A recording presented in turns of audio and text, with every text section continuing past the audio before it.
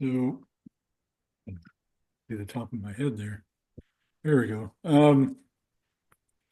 So this is the part of the Torah portions or the Torah, where if you're reading through the Tanakh or the Torah or the Bible, or it starts to get, this is where people maybe start to have problems. It's kind of what we consider the drier portions. You know, last Torah portion was all about uh, practical things that we could apply today. So we can't necessarily be priests today. There's no temple, right? Um, there are people, good Torah teachers, who focus just on the temple. I know there's a pseudo-Jewish teacher.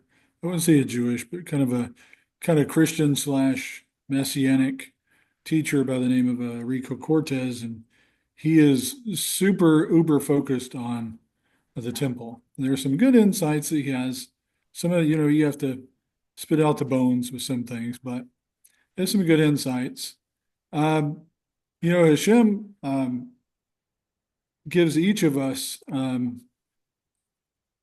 things that we talked about actually this last week about Hashem giving us certain failings, not necessarily failings, but maybe things to overcome. And he also gives us strengths and weaknesses. Okay.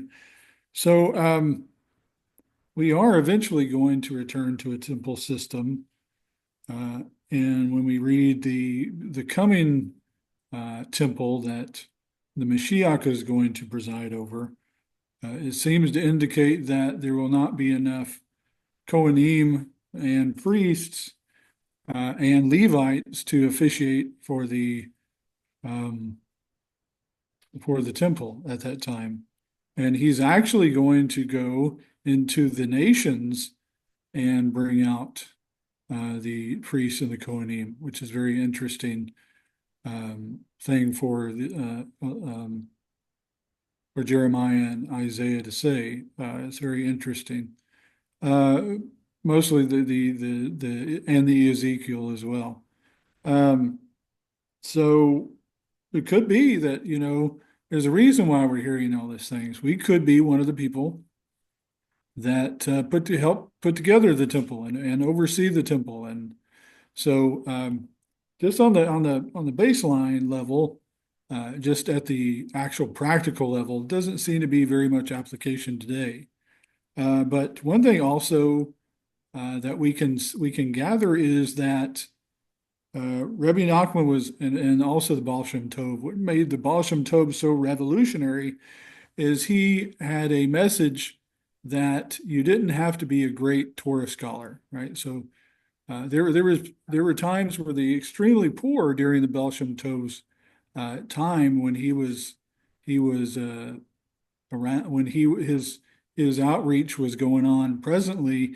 Uh, it was only pretty much the wealthier people that were able to take time off of work and go outside of their land and actually get an education. A lot of people struggled. Now, the Jewish community was very educated as opposed to others around them, but there was still quite a bit of people that didn't know how to read or write. So the Baal Shem Tov said, look, whether you're the greatest Torah scholar in the world or you're the lowly milkman, like Tevye the milkman in Fiddler on the Roof, which, by the way, in terms of what he had, he was a rich man. But he being the Baal Shem Tov was saying that whatever you do for Hashem, and Hashem will make it as if it was as if you studied Torah all day long.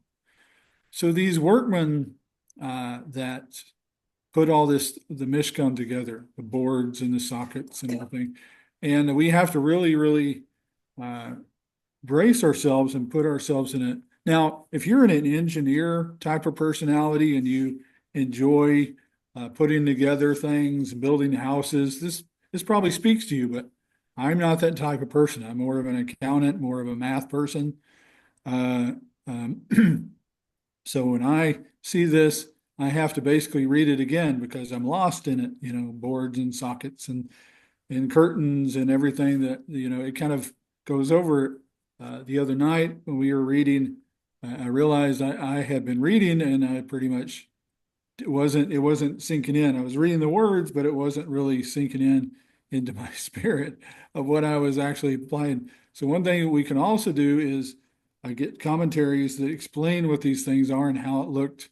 There's there's a book series that goes into the midrash of what the temple looked like. And the final thought I want to give you with is how this is practical in today is there seems to be a way that Hashem is able to take the sin that we committed, and I say we because we would have probably been there with our brothers and sisters committing the sin of the golden calf. I would hope that I wouldn't do, but when you get in a mob and you would get into a mob mentality, that your brain doesn't work correctly, right? So we have to take on the good of our nation and the bad of our nation, right? If one Jew does something bad, they say, "Oh, look at that Jew! Look at the Jews!" Right? So the good that we did and the bad we did, we received. We ask Hashem for mercy, and we ask Hashem to bless us or forgive us for those things. But anyways, when we did the sin of the golden calf, we took our gold and our jewels and everything, made this idol.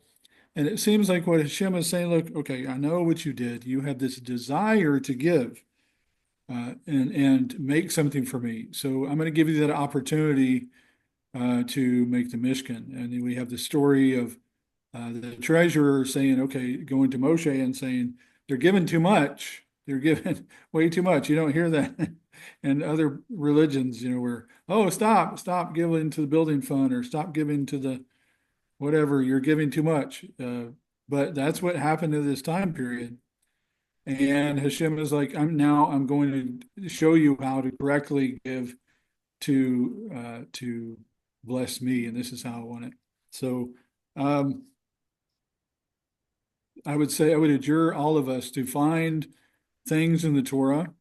If the actual word, the written word, is not necessarily captivating to you, find a commentary, find videos, find something that can make it compelling and it can stick to your bones this week. Shabbat Shalom.